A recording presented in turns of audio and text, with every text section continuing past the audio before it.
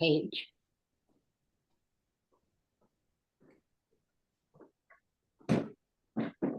Paige, you're on mute. Oh. Yes, thank you, Jerry. And thank you everyone for joining us. Good morning. I hope you enjoyed your extra hour of sleep this morning. My name is Paige Searman from New Hope. We're here today to talk about JStreet. I'm a member of the JStreet, the Greater Philadelphia chapter. I'm also very active nationally in JStreet, as are my colleagues, who I'll introduce in a moment. Let you know a little bit about JStreet. The J, some people you may wonder, stands for, well, when it was founded, this is this little story, there's no J Street in Washington. When Washington has, the streets are laid out, there's K Street, L Street, M Street, there's actually no J Street. At the time, J Street was evidently not a very commonly used letter, and so they omitted it in the city plan. So when Jeremy Ben-Ami founded J Street 16 years ago, his feeling was that, J Street was something that didn't exist at the time, and that's sort of how he came up with the name J Street.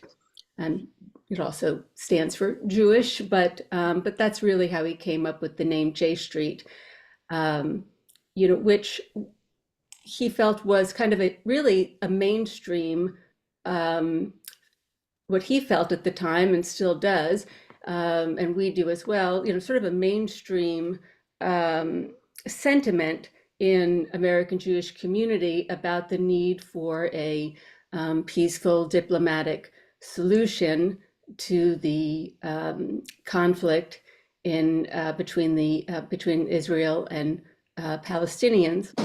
And the organization has grown nationally.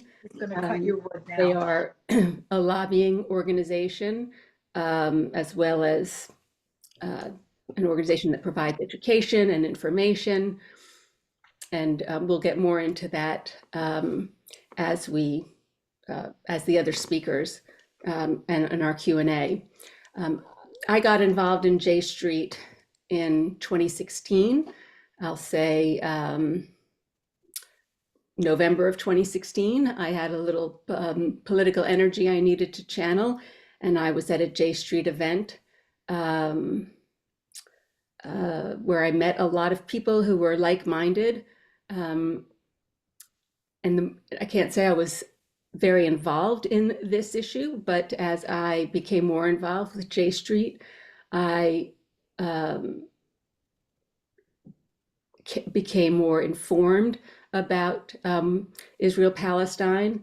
I cared more and more about the issue, and have become very involved. I've moved to Philadelphia. I joined the Philadelphia, that was in Boston. I joined the Philadelphia chapter and met great people here. And it's great to have a community of like-minded people, to be involved in an important issue, to be able to stay informed, and to be working for a cause I truly believe in. So that's my story of how I came to JStreet. I've said enough, and we have two really fantastic speakers today. I will introduce them. You've seen their bios in the flyer, but we have Rabbi Freddie Cooper, who is a retired rabbi who serves on the board of the Governors of Reconstructing Judaism. Rabbi Cooper's concern for peace in Israel is deeply personal as well as philosophical, and she will share more with you on that this morning.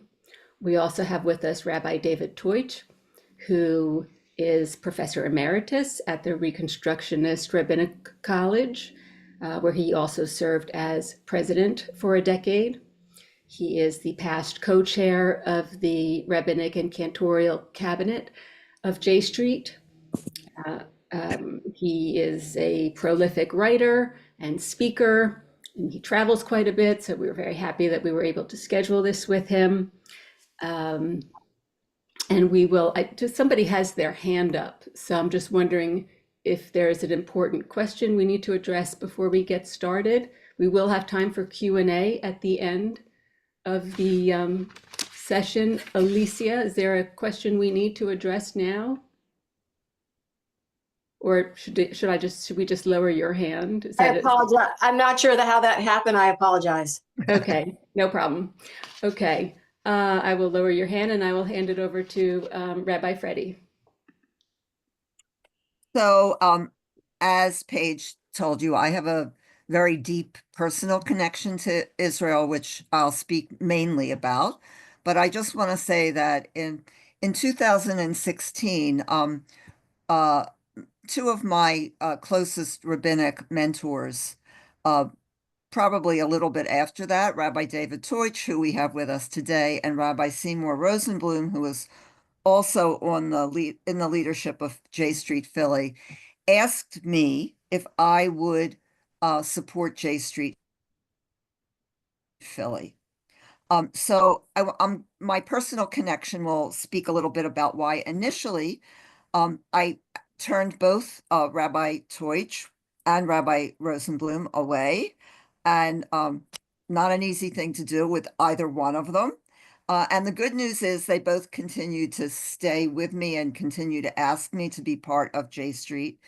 And I was able to change my position. And I kind of put that out there because I know that sometimes people might not initially want to have their name associated with JStreet nationally or JStreet Philly. And now it's a point of pride in my life that I can say that I am connected to JStreet. Um, so what I want to talk about today really falls into four categories.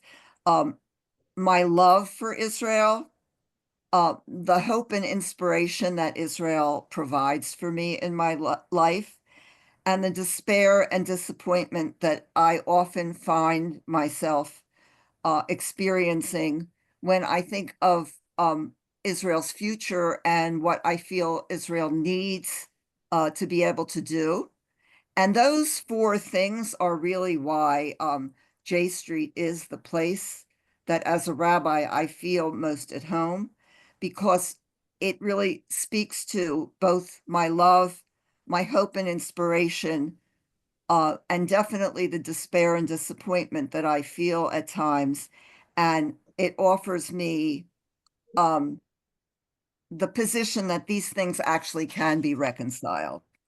And I ask all of you to kind of think of those things while I'm speaking and when Rabbi Teutsch speaks, because when we have time to be in discussion with each other, I think it might be helpful for you to be able to talk about your love and your hope and your inspiration and also your disappointment.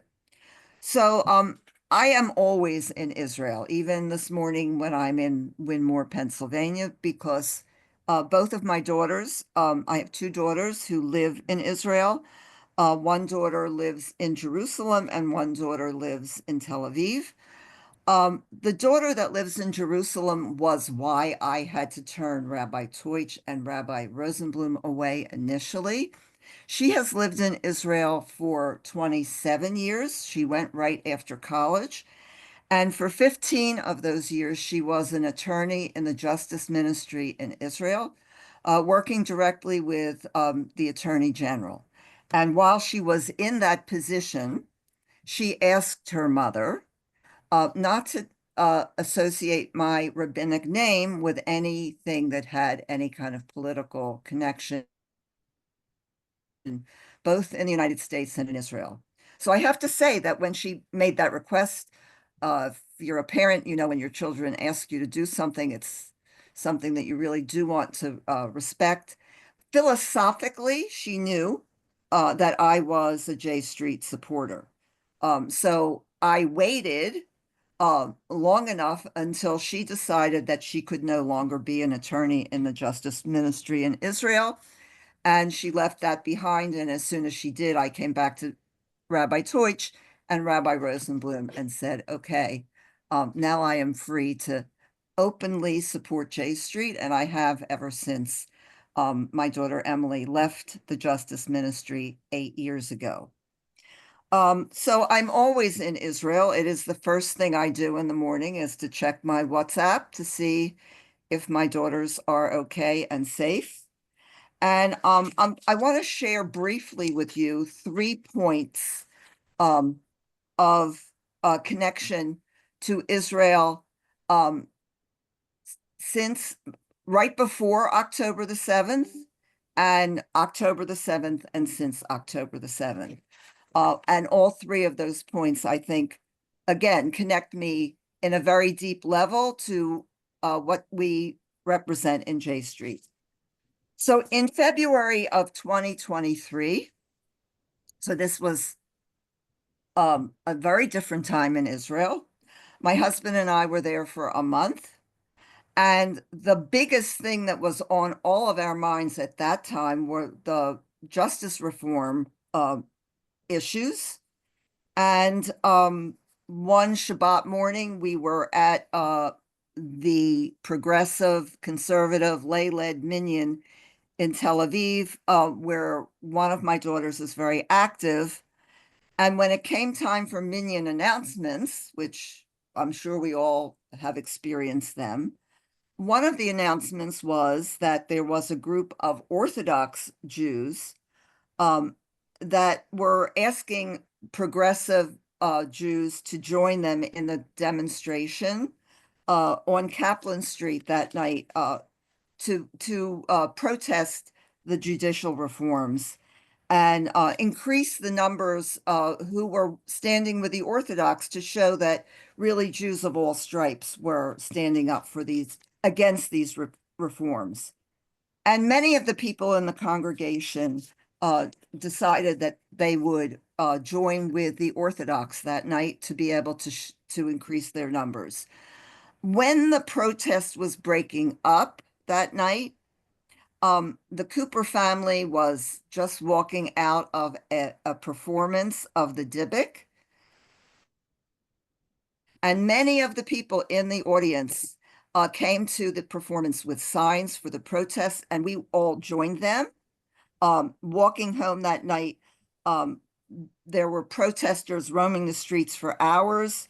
Some of them were dressed in costumes that made them look like they were from The Handmaid's Tale. And on that particular Shabbat night, there were over 70,000 protesters. Everyone was energized and thought it was so amazing that so many people had assembled in Tel Aviv. They estimated across Israel that night there were over 200,000 people who were present at those protests. And I have to tell you that my husband and I went home that night. Was getting close to 11. For us, that's very late. We got in our PJs, and as we were turning our lights out, we heard a lot of noise in front of our apartment. We went to the window. We saw protesters coming up Ben Gurion Boulevard, and this old lady in her pajamas was out on the mirpeset on the balcony to join my support, even in my PJs. And to me, that really shows the hope and the excitement that I felt that people were taking to the street for hours to tell their government that what they were doing was not okay. So I have to share with you just, to me, ironically, the Shabbat after I returned from Israel from that trip, I was leading services at the minyan that Rabbi Teutsch and I attend. And I wrote a prayer for the state of Israel that night to share at shul. And to me, the irony of it is what was felt so heavy at that time. And I'll just share a little bit of it with you before I get on to my next 2 points. And this was February 2023. So much of life now hangs in the balance in our land. Voices of many factions have been loud and clear. Democracy in our homeland is teetering. When Shabbat goes out each week, people of all types flood the streets of Tel Aviv, Jerusalem, Haifa, and even Efrat. And these people pray for one more chance to keep freedom alive. Okay, so that was February 2023. My second point of reference is October the 7th. So my husband and I, that October, right after breaking the fast on Yom Kippur, we boarded the plane to fly to Israel to be with our family. And we were going with so much hope for blessing in our lives, to be there to meet a new special interest in the life of my daughter that lives in Tel Aviv for the first time, to spend time with my daughter in Jerusalem in a new place that she was living that was closer to her significant other. It felt really like a time of blessing. We were greeted when we arrived at our apartment, which was a half a block from Dizengoff Square, with protest, again protesting the fact that on Yom Kippur, the day before, there had been segregated davening for Yom Kippur in Dizengoff Square, and people were outraged that they would do that in Tel Aviv, that they would impose that in Tel Aviv.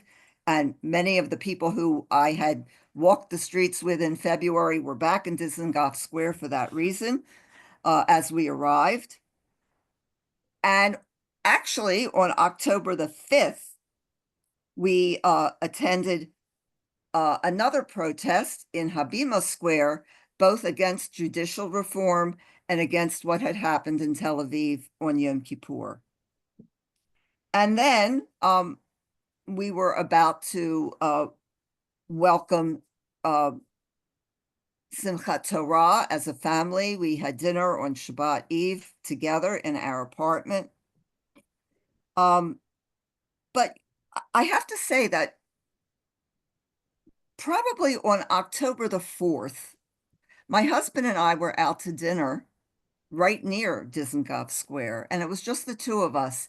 And I remember saying to him over dinner, does it ever make you nervous sitting outside a restaurant the way we are sitting outside the restaurant right now?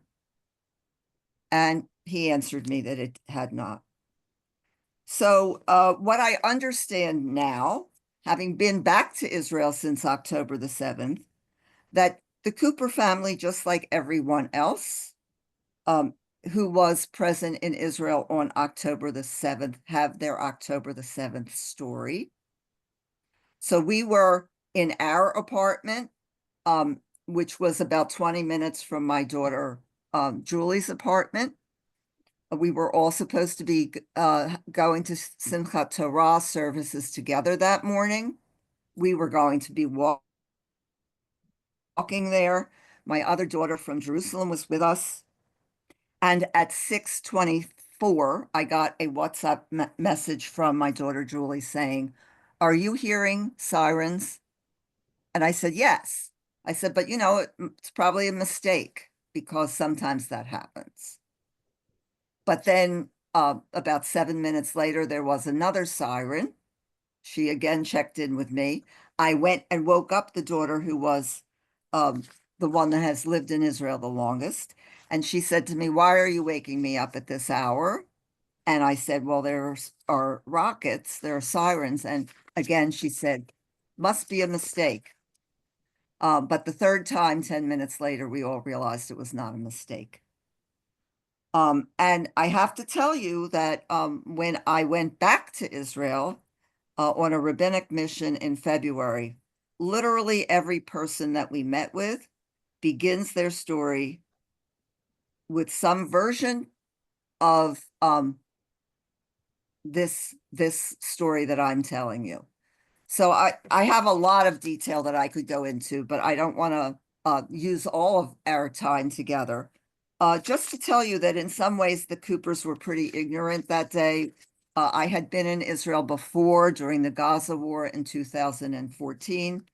We thought that we could take to the street and walk to my daughter's apartment 20 minutes away so that we could all be together, even though we knew this was a very dangerous time, because I knew how to walk on the streets and get into shelters from my past experience. And I have to tell you, if you've been in Israel and you have been in Tel Aviv, literally the three Coopers walking were the only human beings on the street. And obviously, we all understand why that is the case now. I'll just end with October 7th so that I'm sure that Rabbi Deutsch has plenty of time. I'll just say that we spent another 2 weeks in Israel. The last 2 weeks were in Jerusalem. Most of that time was spent trying to get out of the country and get to safety. And I was back in Israel in February on a rabbinic mission, partly because I found it very hard to be apart from my daughters, partly because I had to prove to myself I could get back to Israel, and I needed to get back to understand what it was to live life in Israel since October the 7th. And, you know, obviously when we have time for questions, I'm happy to share more with you about that. But as I said, my day begins every day checking that those that I love are safe. One last point before I hand the baton to Rabbi Deutsch. On October the 8th, Dizengoff Square was transformed into a place where everyone was bringing what was needed for those people who were displaced, for the soldiers. And those who had led all of the protests, literally on a dime, turned into creating services for Israelis who had been displaced or injured in ways that the government had not responded. So it was literally the same people who had led the protest movement who were now leading the movement to assure that everyone had what they needed. And again, that fills my heart with hope and inspiration that perhaps we can get to a better place, which I know that Rabbi Deutsch is going to help us with.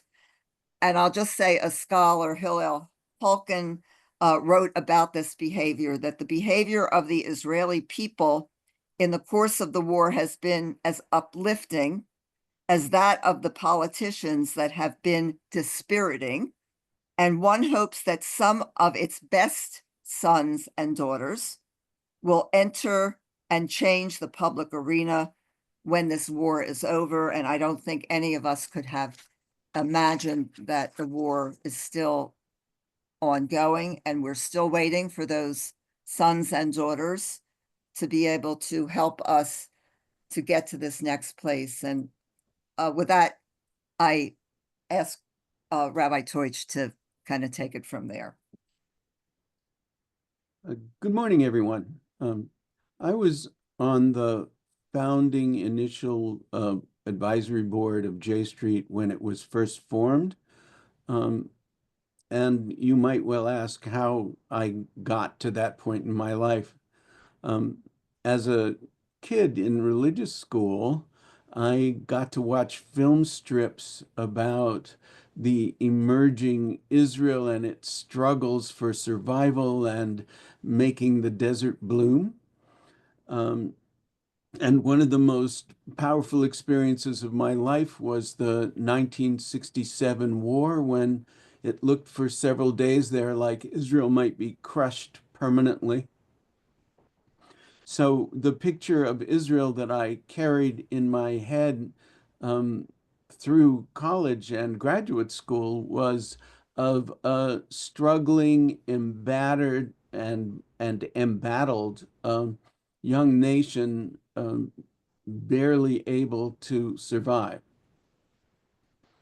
Through repeated trips to Israel over many years, I watched it turn from that struggling nation into a technological juggernaut and with one of the most powerful militaries in the entire world. Meantime, the occupation of the West Bank that began after the war in '67 that I had assumed would quickly end turned into an occupation that has now existed for longer than the period when the West Bank was not occupied by Israel. What I've come to realize is that the story that I grew up with is a very different story from the story that Palestinians tell. Part of what happened to Palestinians, who is recently as the late 19th century did not think of themselves as Palestinians. They just thought of themselves as Arabs originally. Is that the land that the JNF, the Jewish National Fund, bought from what we thought were Palestinians, actually turned out to be land purchased from absentee Egyptian landlords. The people that we now refer to as Palestinians were mostly subsistence farmers who were pushed off the land on which they were tenants by the landlords who sold the land out from under them, even though the landlords didn't live in that area. So the Palestinians that developed their ethnic identity through that period, watching themselves losing control over lands that in many cases had been in their families for generations because of the difference between Ottoman law, which allowed them permanent residence on the land as long as they farmed it, and British law, which kicked in after World War I, that allowed the landlords to sell the land. So the Palestinians were betrayed by their Arab landlords long before the establishment of the State of Israel. They have been a hapless group trapped by disdain, for the most part, by from other Arabs, as well as the growth of Israel. So we now have two peoples, each claiming legitimately rights to a relatively small land. And we're faced with two fundamental challenges. The short-term challenge of how do we end the present war in Gaza and in Lebanon and increasingly with Iran? And the longer-term question of how do we create peace and justice and democracy in a part of the world where those things have been in short supply since the beginning of time. I recently taught a course on the history of the area, and one of the things I pointed out is that for its entire known history, going back to about 1500 BCE and onward, there was never a stretch of more than 100 years when there was not a war on that land bridge. So our present situation is far from unique. The only thing that has changed over time is who the warriors on each side have been. So many of us have looked with dismay at what's going on in Israel, partly because Netanyahu has used war to keep himself out of jail, partly because he has united with messianist, extreme right-wing people whose goal is annexation. Annexation first of the West Bank, making it a permanent part of Israel, but not giving Palestinians the right to vote. And now talk of annexation of Gaza with the same plan in mind. Those of us who believe in democracy and one person, one vote, consider that solution to be not only politically and militarily dangerous, but morally indefensible. We had hoped, of course, that the death of Sinwar, the leader of the rebellion in Gaza, would end the war, and it clearly will not. So our first goal as JStreet is to find a way to get to a ceasefire to release the over 100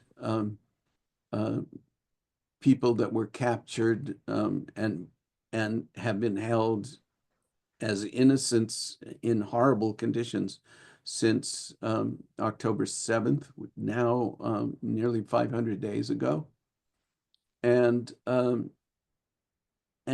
to look for a permanent ceasefire, not just a temporary one, to end the bloodshed, not only the bloodshed of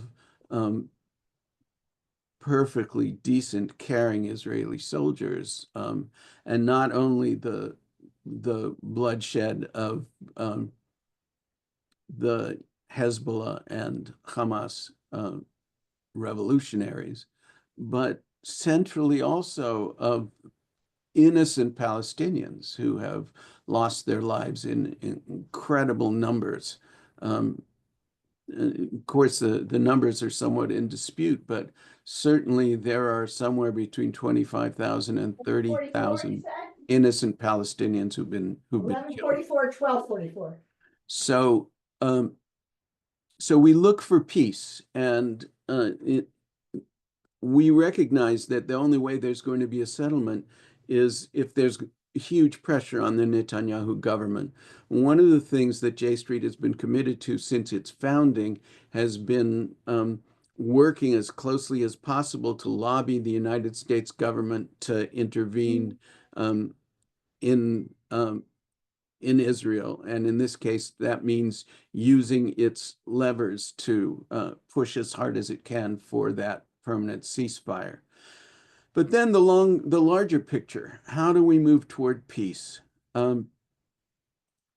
One question is it going to be the model I mentioned earlier of one state in which there is not freedom and democracy for Palestinians?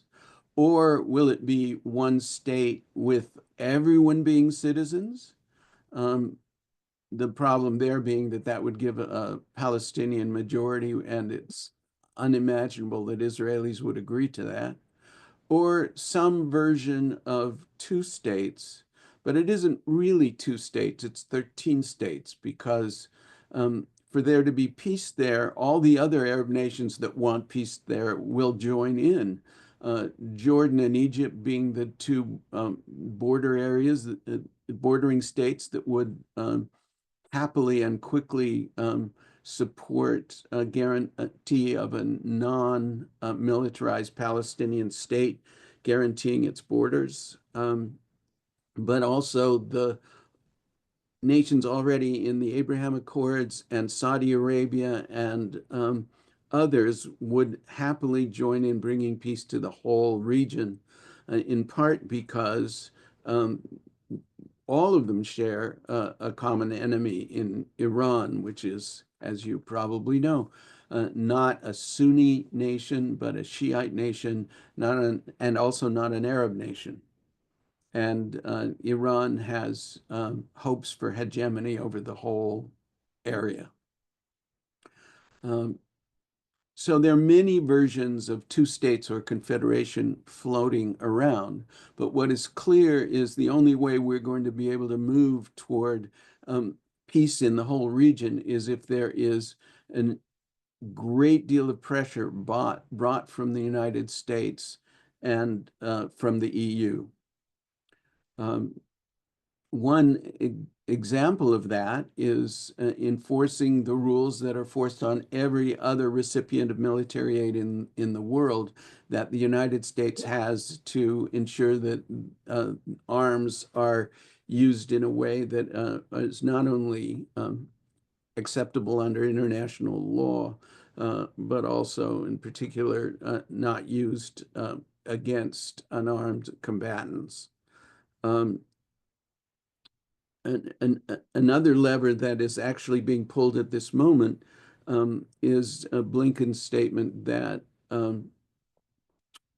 there must be more humanitarian aid flowing into Gaza, or there will be repercussions in United States-Israel relations. Given the brutal conditions in Gaza with the lack of health care, lack of food, etc., JStreet is hoping that there will be really strong intervention in order to continue the flow of aid. Another issue there is settler violence in the West Bank, which is being fomented by elements in the government and is being not stopped by the Israeli army that is the occupying force in the West Bank. Clearly, the goal of the Messianist right-wing Jews is to drive out as many Palestinians as possible, hurting farmers who try to harvest their own olive trees. That's been going on in recent days, burning cars, destroying homes, really quite unforgivable actions, actions that the great bulk of Israelis do not support.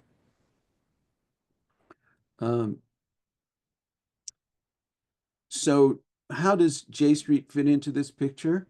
JStreet, whose views represent the vast majority of American Jews, but in contrast to those of AIPAC and the federations, JStreet believes that given the situation in the Middle East, only outside intervention can guarantee the three things that JStreet now is most concerned about: democracy, Israeli safety and sovereignty, and a shared peaceful future and justice for everyone in that part of the world.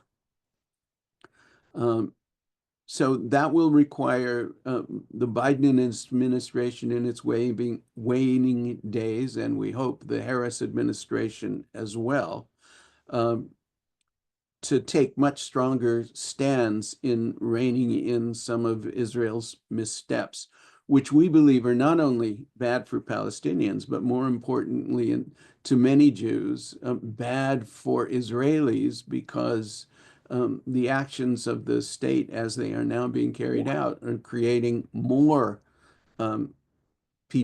people who resent Israel.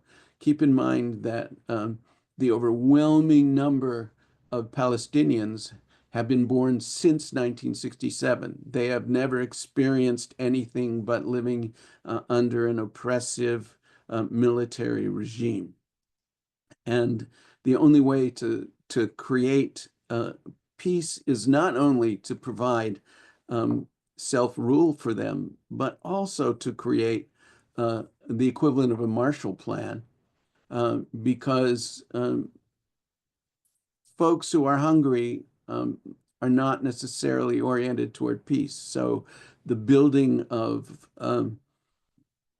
sufficient water and sewer and electric plants, but at least as important, re-education to make it possible for folks to rule themselves democratically. Think of the re-education that took place in Germany following World War II. And the building up of industries so that folks can be self-sufficient, and ultimately so that there can be open borders across the Middle East, which will guarantee the prosperity for everyone. So of course, I've just boiled down for you in a few minutes something that literally has been the subject of an academic course I've taught recently. And I look forward to your questions, but I hope that overview gives you at least a glimpse of what we stand for and where we need to go.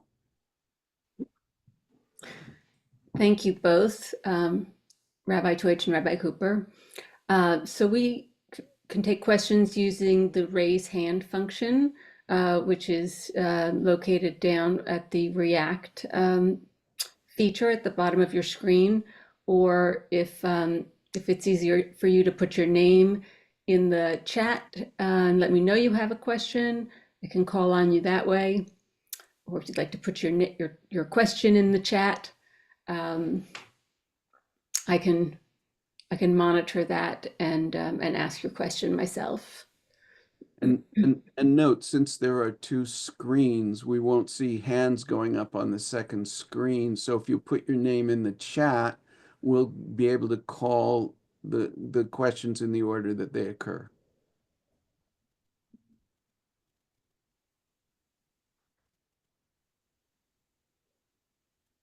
We haven't rendered you all silent, I hope. And you can direct your question to any of us.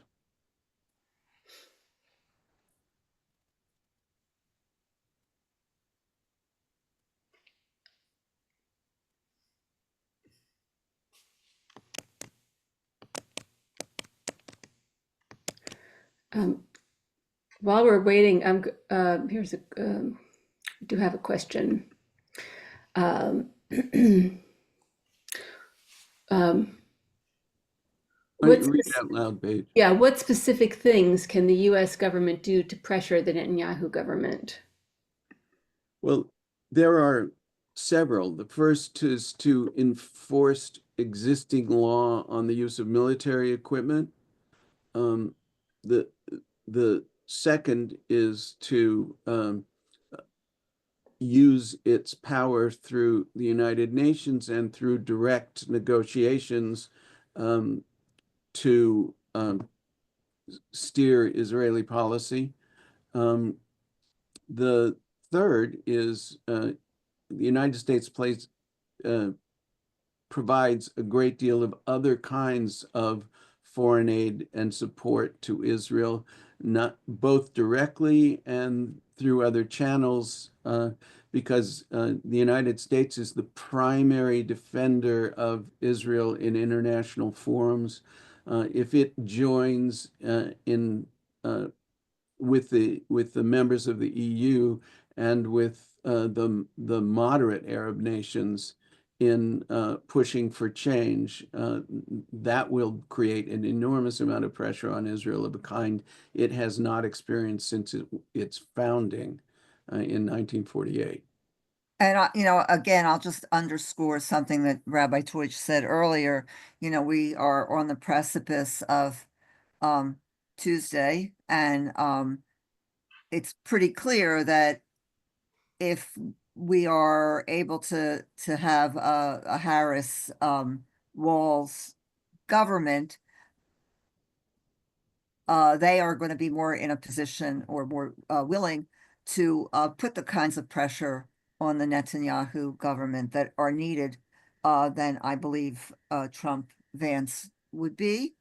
And I think I heard Bernie Sanders the other day speaking to undecided voters who were saying that they could not support Harris Walls because of the support of Israel at the level that the Biden administration has done. And Bernie Sanders basically said, look, your choice right now is to have someone that you can speak with that will have a chance to put pressure on the Netanyahu government. So I think we are, really in a moment where we are praying for our own democracy, but we're also praying for the Israeli society to be able to be democratic and just, and that we hope that at this moment that both of those things will be able to go forward. And I want to expand on Rabbi Deutsch's comment about the military pressure. Um, the U.S. law, the Leahy Law, the national security memorandums allow the U.S. to withhold military aid if countries are not in compliance with, allowing humanitarian aid to reach civilians. And JStreet wants, we emphasize when we speak with members of Congress that the military aid is certain. We're very clear that Israel should have the right to defend itself, and it should have the military aid that it needs. But in the case where there's mounting evidence that this humanitarian aid is not getting through to Gaza and is being blocked, there are certain military, offensive weaponry that the U.S. can withhold. And that's what we're speaking about. It's certainly not a, cutting off of all of the military aid. Abraham. Thank you. I have a lot of concern here. Personally, I have given to both APAC and JStreet because I think it's all needed. We're not talking about asking any of these questions from Hamas. We're still on an active war. And with all due respect, Rabbi Tush, when there was re-education in Germany and Japan, they were totally defeated. That's not the case here. Yes, the re-education is needed, but in a sense, I feel that you're asking Israel to be vulnerable to its own destruction. Well, so that one of the questions that this raises is what are the most likely ways that destruction will occur? An ongoing guerrilla war is also enormously destructive and disruptive to the state and polarizing, which is one of the reasons why it now has its most extreme right-wing government in its history. And it is true that you don't make peace with your friends, you make peace with your enemies. Of course, in this transition period, which is going to be long, as it was in Germany following World War II, there is going to need to be vigorous policing to ensure safety. And one of the suggestions about that has been that there be a joint Israeli UN Arab United States force in the area during the entire period of transition. Nobody who's paying attention thinks you can flip a switch and simply have self-government in that area, just as after World War II, Germany was occupied by US and British and French troops for a long time before full self-government took place. I mean, there will have to be a transitional period here, and it will have to be long enough till the occupiers feel assured that what will emerge is a stable state. That takes long enough not only for democratic re-education, but also for rebuilding infrastructure, housing, and industrialization, because all those things are required to really achieve a level of stability.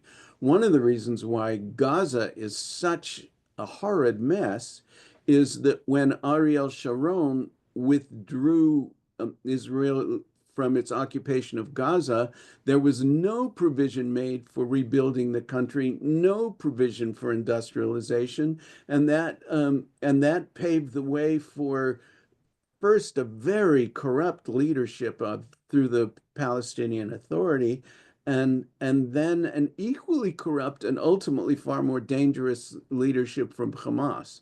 So you're right about the danger, but I think it's clear that there's a path forward that can protect us from that danger.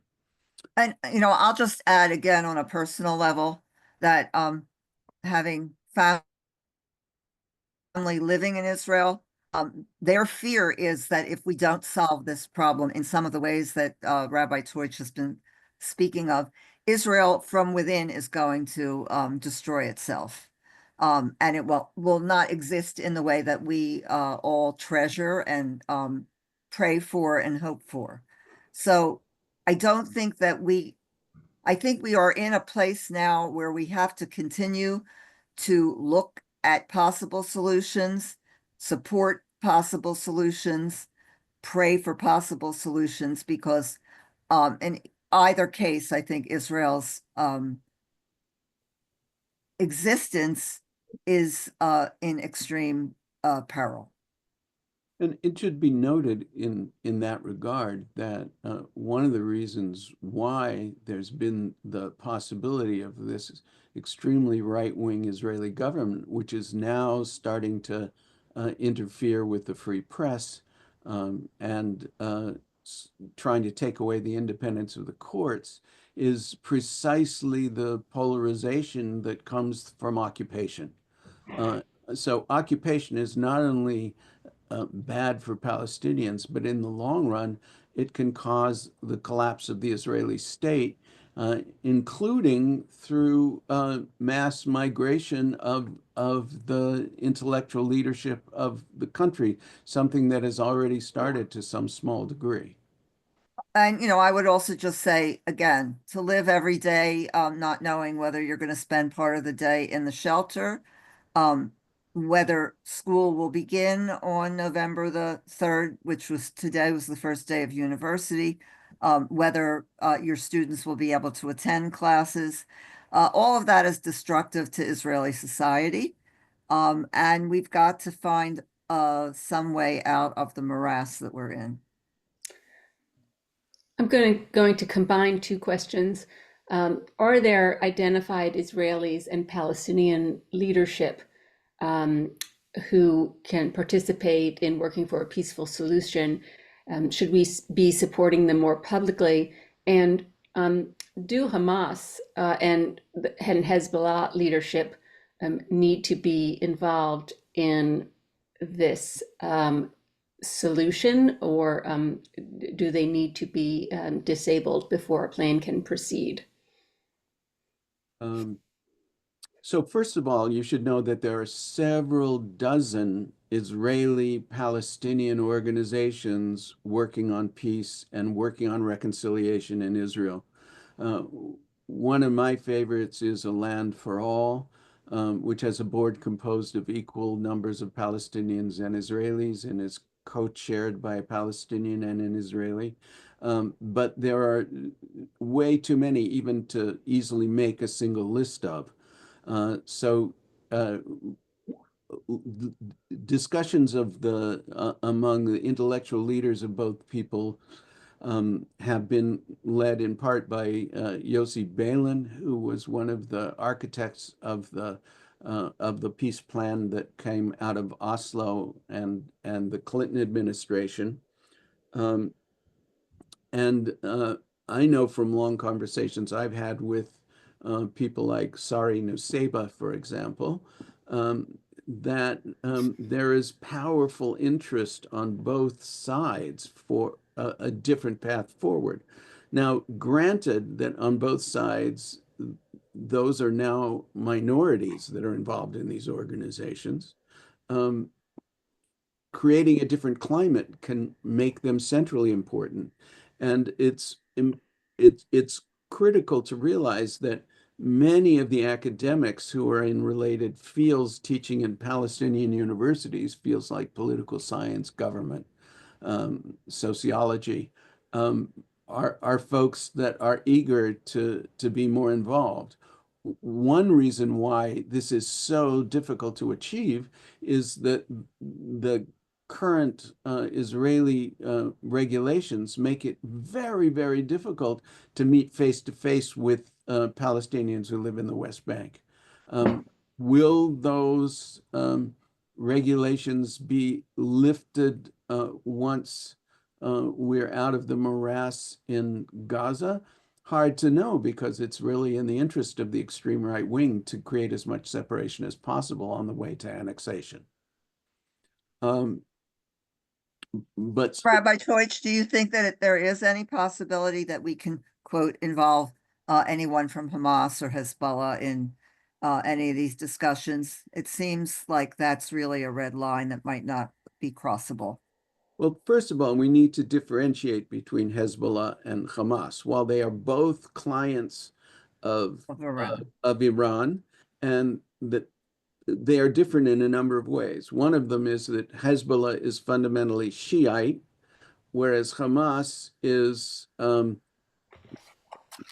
Sunni organization, and most Palestinians are Sunnis. There are virtually no Palestinian Shiites. Second, Hezbollah is basically based in Lebanon and Syria, whereas Hamas is within Gaza and the West Bank, and therefore is an internal issue, not simply an external issue. Hamas was 20 years ago open to negotiation. Whether that's possible today in a period after a ceasefire is achieved is hard to know, but we don't necessarily have to negotiate with every Palestinian faction. What we have to do is help the Palestinians come up with a representative body for itself and then negotiate with that body. We can talk about individual conversations all we want, but you don't make peace with individuals. You make peace with agencies representing the whole population involved. So do we need direct negotiations with Hamas in order to achieve that first stage of a large peace plan? No. Do we need negotiations now in order to achieve a semi-permanent ceasefire in Gaza? Yes, unless we decide we're going to level the entire building structure and tunnel structure in Gaza, because already over 40% of the homes in Gaza have been destroyed. So when we talk about negotiating with Hamas, we need to differentiate between the first stage, creating a ceasefire in Gaza, and the second stage in which there will have to be work to create a Palestinian body that doesn't have the kinds of issues that the current PA does. And one of the things folks should know is that in opinion polls taken by Palestinians of Palestinians, the existing Palestinian Authority has less than a 20% approval rate in the West Bank. And the reason for that is not its incompetence so much as its corruption and its inability to hold free and fair public elections. So there's going to have to be a lot of pre-steps before there can be a body created that when it reaches a negotiated settlement and new borders and so on, has the faith and commitment of the Palestinian people. There's a question in the chat. Can we realistically expect the holding back of aid to Israel with Iran threatening further retaliation? I'll just answer that question. The holding back of aid is just offensive weapons, not defensive weapons. And I don't think that it would include anything that would interfere with Israel's ability to defend itself against Iran. That's not, JStreet wouldn't support that. I don't think the American government would support that. This is aimed at what's being done in Gaza. Gaza. I don't know if you have any different opinions. I mean, the only other thing that I would add to that is that has always been the case, that, the United States has given tremendous amount of support financially for the defense of Israel. And, you know, and that's across the, certainly in the Obama administration and in Biden's administration. Um, they've given, you know, billions of dollars, and that needs to be understood, that what we're talking about is keeping Israel secure, but not allowing Israel to overstep with our funds to undermine humanitarian efforts in Gaza and in the West Bank. So, So David, let I'm me sorry. add to that.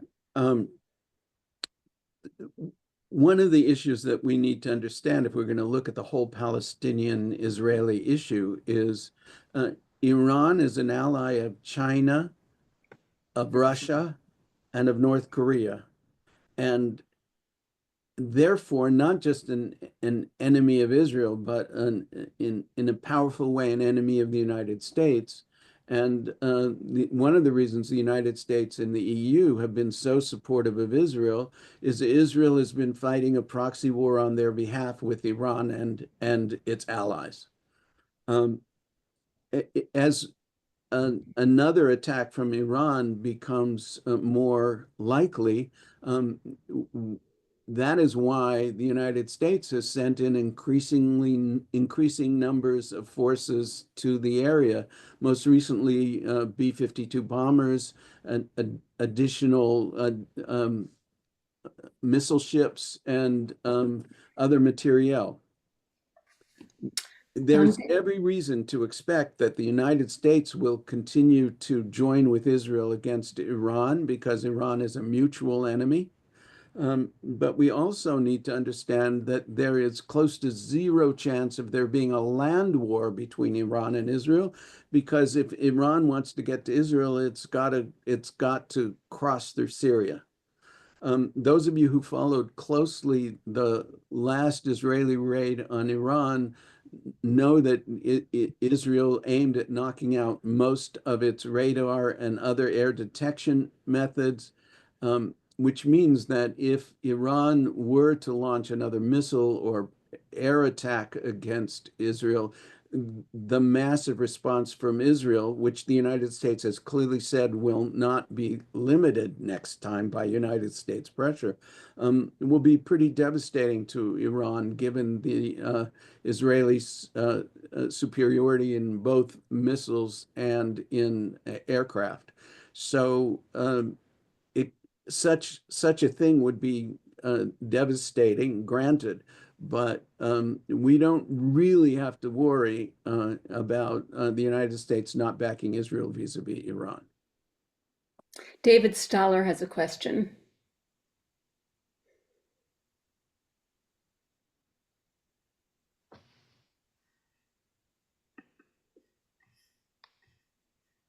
According to the chat. So let's just read what it says there. It just says that he Has a question. He might have stepped off. Okay. Possible. So the one I'm seeing is, how do you get Hamas to participate in a larger Arab plan? And one of the answers to that is the other Arab states have a great fear of radicalization, and they recognize Hamas as a destabilizing force, not only to Israel, but also potentially to Egypt and Jordan, as well as to other Arab states. We should remember that those Arab states, many of them expelled Palestinians over radicalism a number of years ago. So there is a huge amount of pressure that can be brought to bear on Hamas, not only from Israel, the United States, and the EU side, but even more from the moderate Arab states, who have as strong a reason to want to control Hamas and as Israel does. And once there's a plan in place that everyone can endorse, the pressure on Hamas from all sides will be huge. Since Hamas's weapons have come in almost entirely through Egypt, if Egypt and Israel cooperate on shutting down the border to Gaza, allowing only only medical food and retail goods to come through in both directions. Hamas will be forced to cooperate merely by the conditions under which it then lives.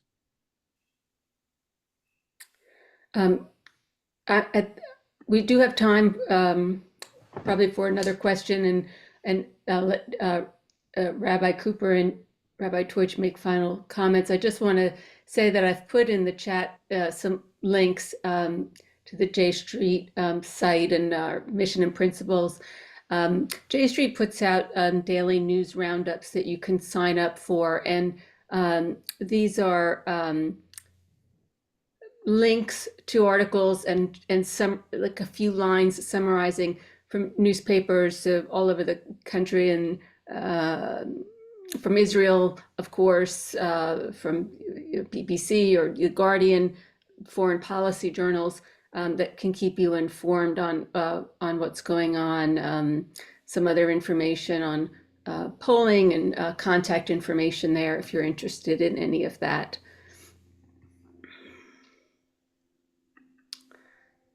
So if there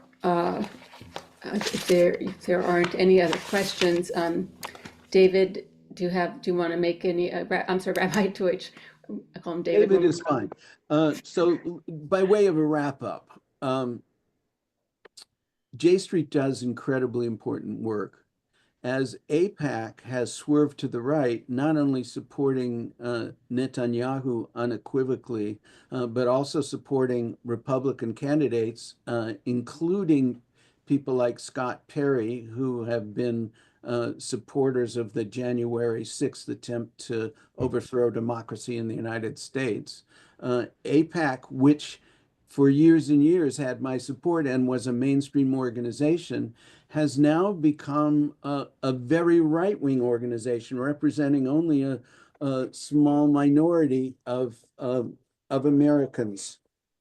And that